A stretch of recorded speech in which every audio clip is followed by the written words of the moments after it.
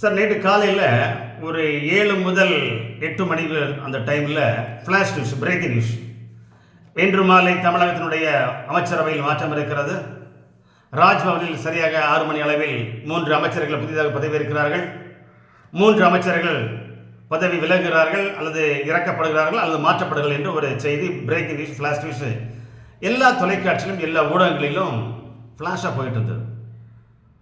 So எந்த மாற்றம் இருக்கிறமோ எல்லாரும் மக்கள் எல்லாம் அவளோடு எதிர்பார்த்து கொண்டிருக்க சமயத்தில் திடீரென்று முதலமைச்சர் அவர்களை பத்திரிகையாளர்கள், நிருபர்கள் சந்தித்து இன்று அமைச்சரவை ஏதோ மாற்றம் இருக்கிறதா என்று கேட்கும்போது தமிழக முதலமைச்சர் திரு முத்துவேல் கருணாநிதி ஸ்டாலின் அவர்கள் என்ன சொல்கிறார் என்றால், எனக்கே தகவல் இல்லை என்று தன்னுடைய அரசை பற்றியை, தன்னுடைய அதிகாரத்தையே தெரியவில்லை என்றோ தெரிந்தோ தெரியாமலோ அவர் ஒரு பதில் சொல்கிறார்.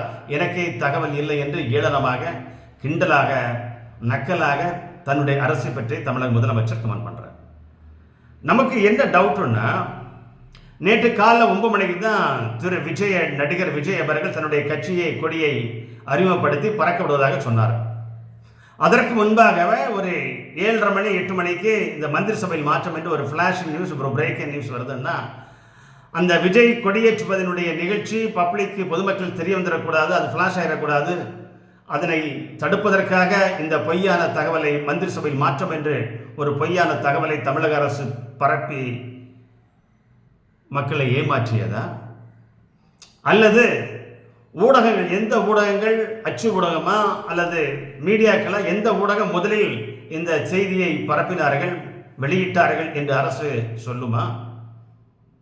அல்லது தமிழக முதலமைச்சருடைய கட்டுப்பாட்டில் தமிழ்நாடு இல்லையா? தமிழக முதலமைச்சரை யார் கட்டுப்படுத்துகிறார்கள்? திரு உதயநிதி ஸ்டாலின் கட்டுப்படுத்துகிறாரா முதலமைச்சரை?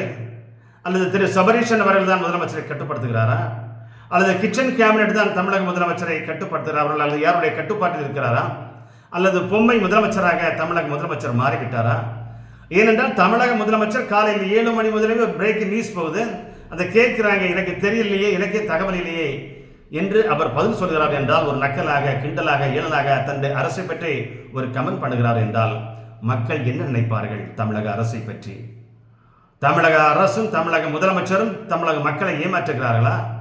இதுதான் திராவிட முன்னேற்ற கழக அரசின் விடியா ஆட்சியா?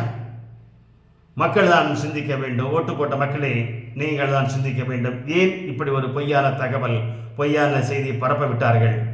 ஏன் முதலமைச்சரை தனக்கே தெரியாது என்ற ஒரு செய்தியும் அதனோடு சேர்த்து சொல்கிறார்? மக்களே, நீங்கள் தான் எஜமான். நன்றி.